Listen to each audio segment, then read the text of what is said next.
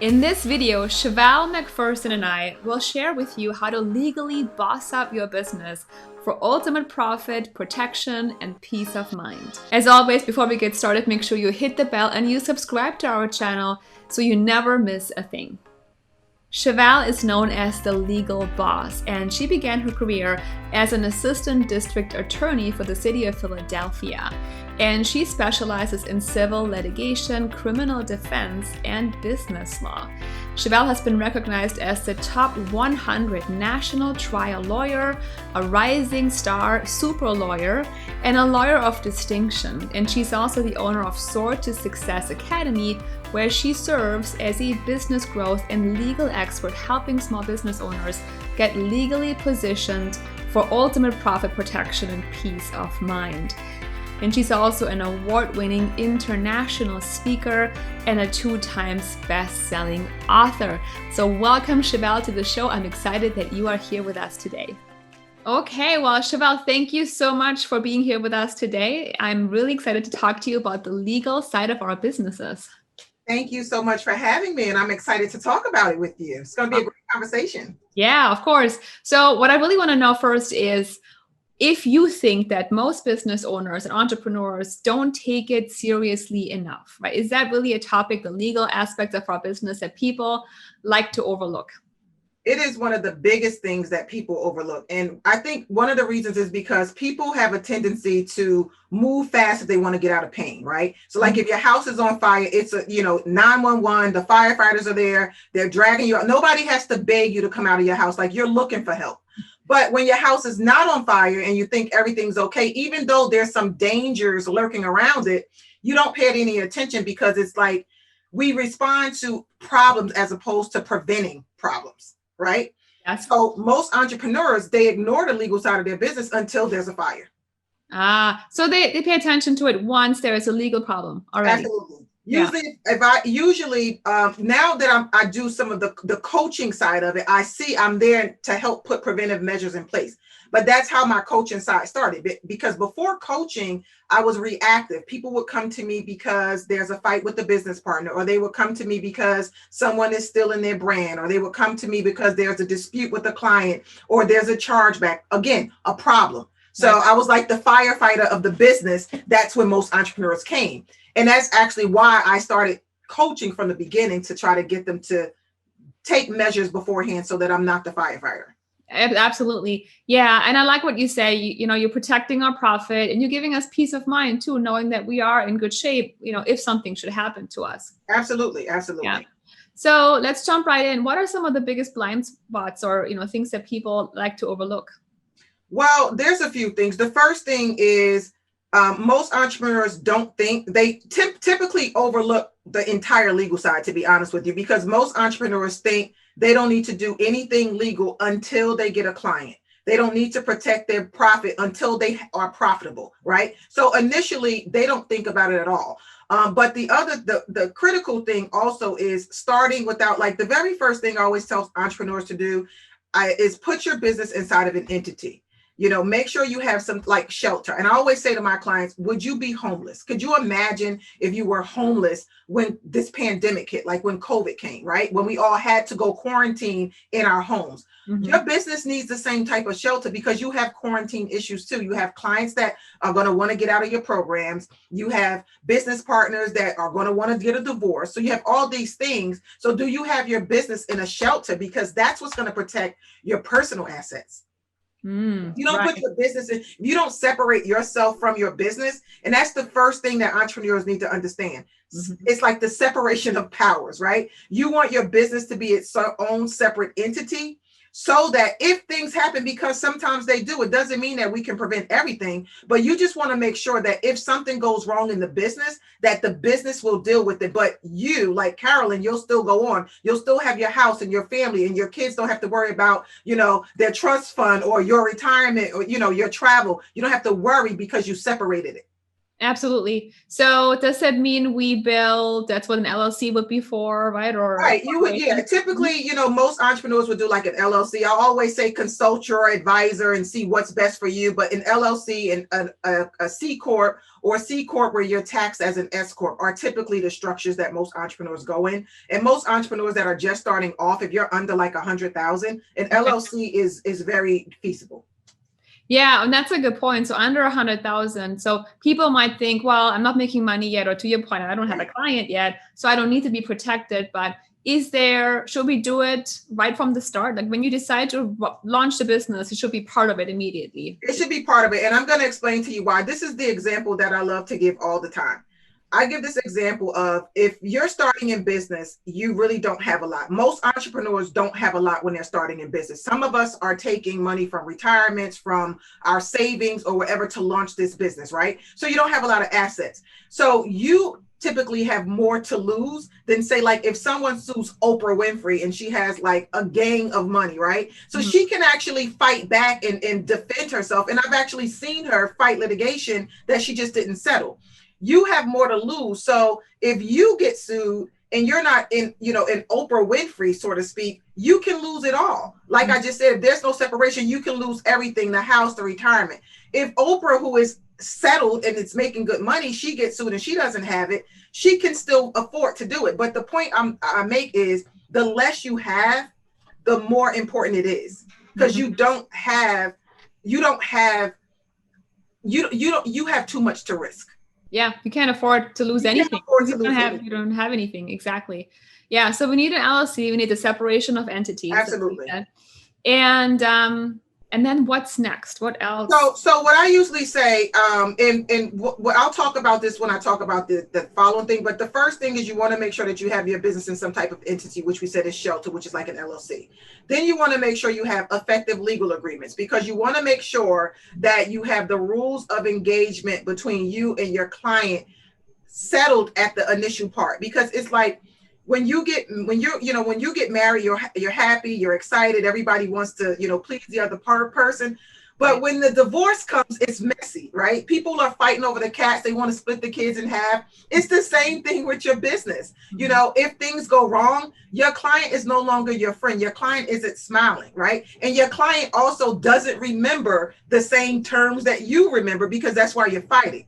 Right. So it's better, always say, at the onset of the relationship, that's the best time to set the boundaries, the rules of engagement. When everybody is excited and eager to work with each other, now you can say, this is how much I'm going to charge. This is what you're going to, when you're going to pay me. This is what's going to happen if you don't pay me. This is what's going to happen if you file a chargeback. This is what's going to happen if you steal my content.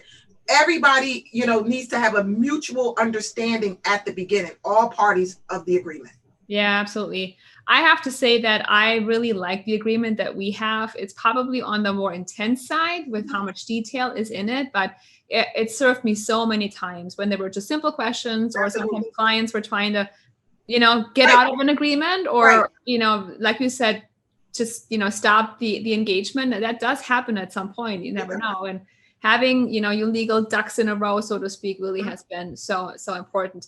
So how do we go about doing that? Do we draft it from scratch? Do you like templates or not so much? Like what's your advice? Well, my advice is this. I have a legal agreement site that I actually draft. And I always say my contracts are attorney driven, peer review. So I draft them, my associates review them, and then, we put them out there. But that's after like years of me drafting individual client contracts. I'm like, I have this whole arsenal, right? But what I would suggest to people with contracts, the number one thing you don't want to do is to just pull them off the internet, download them, cut and copy them, borrow them from your friends, take them from your mother, help your child, let your child help you. Like, don't do any of that. You want to make sure I always tell people you are a professional. You're in business. You want to look professional, not just from your service perspective, but from your business perspective. That's why you want to be in an entity. That's why you want to have effective agreements. So you should always get a legal agreement from someone who's competent, from an attorney, or from someone who is and I always say in the industry as well. Yeah. Because if you're like in the coaching space, I have a lot of colleagues that are attorneys, but they aren't in this space. So they don't understand this space. So you want to make sure that your contracts are drafted by someone who's familiar with this space. Yeah. The one thing you can also do if you get a contract because some people go, oh, I'm not sure, I want my lawyer to review it. That's fine, but get your contract drafted from someone in this space. And if you want to have your attorney review it to make sure, it's locally acceptable, so to speak, then that's fine too. And it's cheaper to have an attorney review than to draft, especially if the attorney isn't in this space. So great feedback. Yeah. I created my agreements when I didn't know you yet. So same thing. I went to my attorney here and he said, well, I really don't know anything about coaching or consulting. What is this? So I researched. So I had to find someone with that coaching background. And she created something for me. And then I brought it back to Jake, my attorney here locally, to say, does this make sense for New York State? Make sure you're familiar with this because you're going to be my attorney for my business. And so that saved me money, to your point too. So, and I know you have a fantastic online library resource. So share with us, I want to get that out there, Shevelle. How can people access that from you? So my legal template site is www.myprofitprotector.com. Awesome. And you can go on that site and it's probably over 30 agreements. It's for coaches, consultants, speakers, healers. If you have an online program, a group program, and all of these agreements, like I initially said, they were all drafted for private clients. And then it's just that I received so many calls and I was, repeating the process. So I actually took my agreements that were drafted by people who paid me handsomely, and I put them in done for you templates where you just have to fill in a few things. Each template comes with an audio guide. So you can I actually tell you exactly how to fill it out, and it's not that much to do. Mm-hmm. But it's drafted by an attorney that's in this space, these are the same agreements that I use in my business, that my clients use in their business, and they were designed specifically for this space in this industry. Yeah, awesome. So we'll put the link below in the description. Definitely look at these templates. There's more, right? Not just for coaching agreements. There's for anything you could. There's photographers, there's branding, there's event planners. And even when it comes to speakers, I tell people all the time, because, that's my number one, legion is I love to speak, right? Uh-huh. But all speakers, just like all entrepreneurs, aren't created equal. So if you're, this is why you want to make sure you have agreements from someone in this space, because if you're speaking and you are the event host, your agreement may be different from the speaker who's not the event host. Because just as an example, if I'm an event host, I want to make sure that if the event's canceled, that I may not have to pay the speaker. But if I'm a speaker, I want to make sure that if the event's canceled, I want to get paid for the speaking gig. So that's why you want to make sure that you have agreements that are tailored to your specific needs. And we have different templates for all different situations. Smart. Yeah. So definitely go check that out and make sure that you have something in place for any type of need you may have for your business in any professional way. Shevelle, what are some of the most common issues that people encounter? Like from my experience, I had intellectual property issues. So people were trying to copy websites and copy sales pages. Not so much the course content, but I had that. I had client disagreements. Financial problems. What have you come across? Well, all of what you just described, I've seen an array of it all, right? But I would say right now, especially in this online space where there's so many people coming in and everybody wants to hold themselves out to be, an expert in this space, and everybody's looking to get a head start. Copycatting is what I call it, is very frequent. Mm-hmm. And so what I tell entrepreneurs, you want to make sure you are protecting your brand. You actually want to make sure you are not just protecting your brand, but owning your brand. And what I mean by that is, just like you just indicated, there are people who are going to come out here. They're not going to want to, they're going to go look at your website. It's fine to look at people's websites for inspirational purposes. I mean, nobody wants to recreate the wheel from scratch. So that's fine. I would never want, I don't want to be, like Carolin Soldo. I want to be Shevelle McPherson, but some people want to be Carolin Soldo. They're like, oh, I just want to position myself. So the first thing, my recommendation is always to define your own brand and put yourself out there. You want to be known for what you're known for. Just because don't compare your beginning with someone's middle or someone's end, right? So start off by creating your own brand. But when you do that, you want to make sure that you're putting measures in place to protect it. You want to make sure you're copywriting your content so that people aren't stealing it. You want to make sure that you're trademarking your names, your taglines, anything that distinguishes your brand, because there are going to be people that want to take a shortcut. There are going to be people that are going to want to just come on an established influencer site, and take their stuff, and not just an established influencer. They're going to want to come on anything that looks like it could work for them. Right? Now, here's the thing. This is the other mindset that people have to realize. It's like people they're going to try Carolin Soldo, but they may be more likely to try someone who's not an influence, who's just starting out, because they're like, oh, I see this stuff. It's not protected. Let me copy it. Let me use it. Right? So it doesn't matter if you're an influence or you're just starting out. There's always going to be what I call a thief in the night that, that's waiting for you. Right. And you want to make sure that you have things in place to stop. I always say you have to be careful out here in these internet streets. For sure. And you brought up a good point here too, because I get so many questions from clients about, should I trademark this? And what does it actually mean to copyright? So can you explain the difference between copywriting and what that actually means and what a trademark is? So copyright it protects like your literary works. It protects what you create in terms of like your content, your blogs, your website content. So think of copyright as content, sort of. It's like, what the things that you're creating, what's in your book, the things that you're memorializing, that you're putting out there and that you're writing. Think of that, all the copy, all the content. So think of copyright content. That sort of helps people remember copyright. Trademark, on the other hand, is brand. Think of your brand. Like, what are you putting out there that's going to distinguish you from the competition?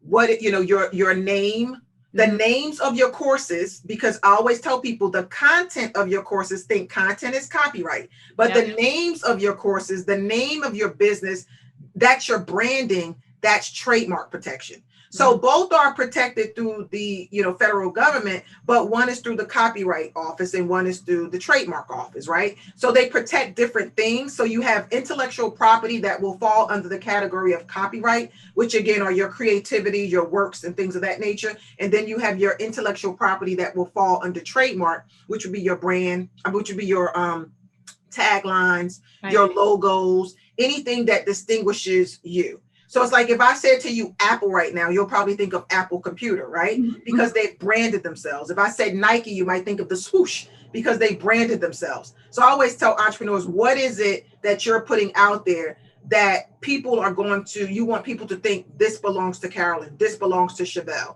That's your brand. And if you don't register it, technically you really don't own your brand.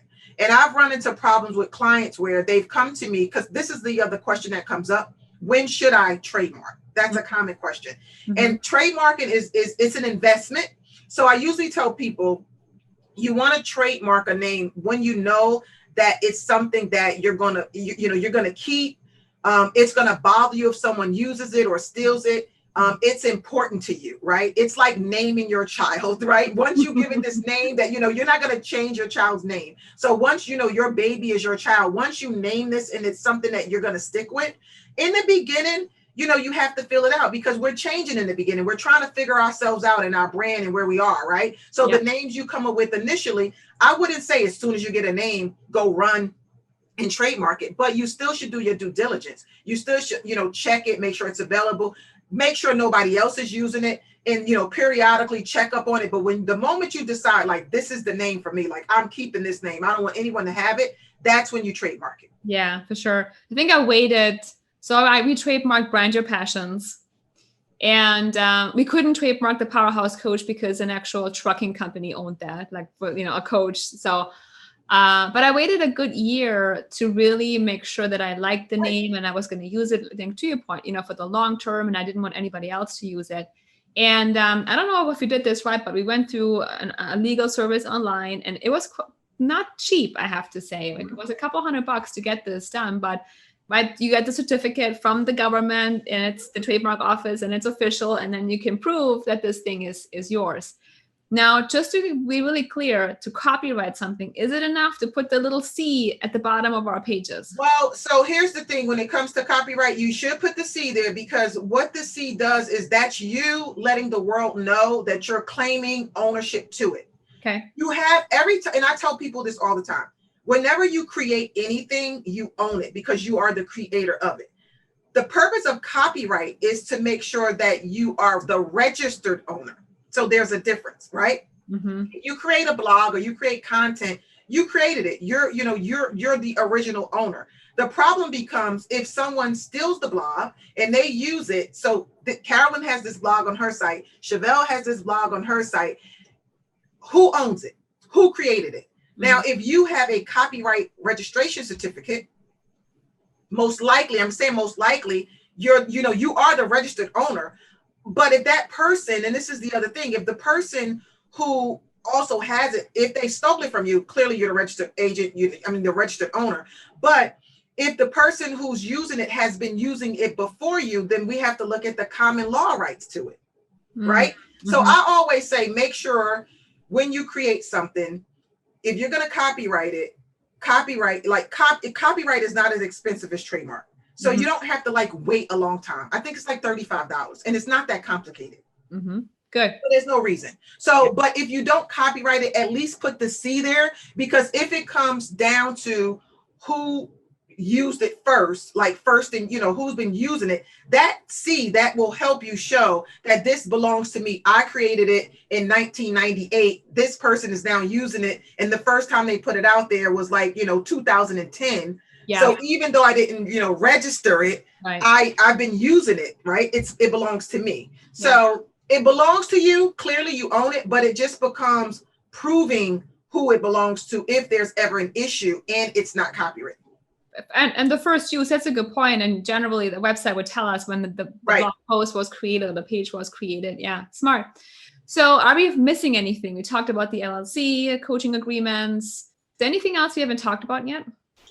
I think for the most part, there are a lot of things you can cover, but I think for the most part, if I'm an entrepreneur and I'm considering how to get my legal ducks in order, those are the first three things that I would do. I would make sure that I put myself inside of an entity. I would make sure that I'm using effective legal agreements. And I would make sure that when the time is right, that I would copyright and trademark my intellectual property. Awesome. 3 simple steps that anybody can remember and maybe even do right now. Right, Shevelle? Absolutely. Yeah. Yep. And again, with agreements, go to Chevelle's resource online. We'll put the link below. Check it out and don't make it harder than it needs to be. And yeah, one more fun question I have for you, Shevelle. What do you love most about the law? What do I love? Well, you know what I love about the law? I love the fact that the law is empowering, right? Because most people think that the law is scary. And I tell people all the time, the law is very, very empowering. Just knowing your rights and knowing that the things that we're creating, especially as entrepreneurs, that we can protect it. That's really how you boss up your business, right? And I say that to people all the time. If you want to be the boss of your business, you want to be the CEO, this is not the side you want to ignore. Yes. It's not the side. No. So it's very, very empowering. And I think that's what we all want in our businesses, aside from, peace of mind and profit. Don't you want to feel empowered and confident? And empowerment and confidence will allow you to be able to build your business without focusing and worrying about, is someone stealing my content? Is someone stealing? You put these legal pillars in place. It's like set it and forget it. It's done. Right. Set it and forget it. Yep. So it gets you empowered. It gets you legally bossed up. Now you can go do what you love. Go grow your business. Go make money. And if there's a problem and you put the pillars in place, it's a simple phone call to either the person or to your attorney. And things are in place. So you just handle this. It's copywritten. It's protected. Here's my agreement, right? Even if there's a chargeback, the first thing that you're going to have to do is send over the agreement. What if you don't have the agreement? It's not empowering. It's scary. It's risky. It's dangerous, and nobody wants to be in that. Nobody wants to be in that house that's on fire. Yeah, no, yeah, I see it. I mean, I totally agree. You'll show up as a real business owner because you're organized.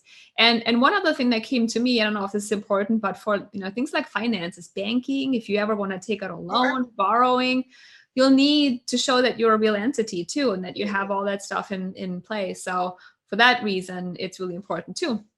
And also, if you want to attract high paying clients, I always say all the time, I remember even when I was looking for someone to just do branding for me, when I first got the agreement, luckily for this person, I knew them well and I knew their work. I would have never did business with them because the agreement looked shabby. It looked like it was cut and pasted. It was just not good. So you never know what your clients are looking at, especially high ticket clients. They look at everything. Yeah.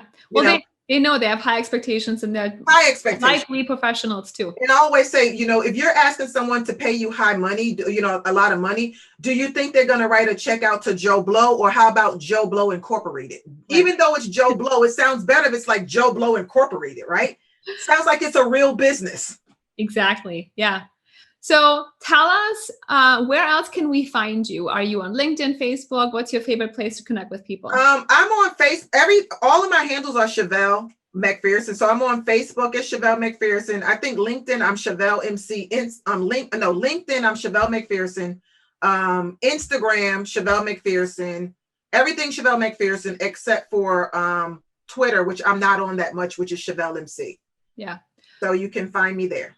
And so anywhere, whatever your favorite platform is, if you have a legal question, I highly recommend, again, go to Shevelle, send her a message, connect with her. She is going to have your back, and she'll legally empower your business to, expand, and for you to have the peace of mind that you really deserve. So Shevelle, I think this was awesome. Really tactical, actionable advice. Good for now, protecting for the future. I love it.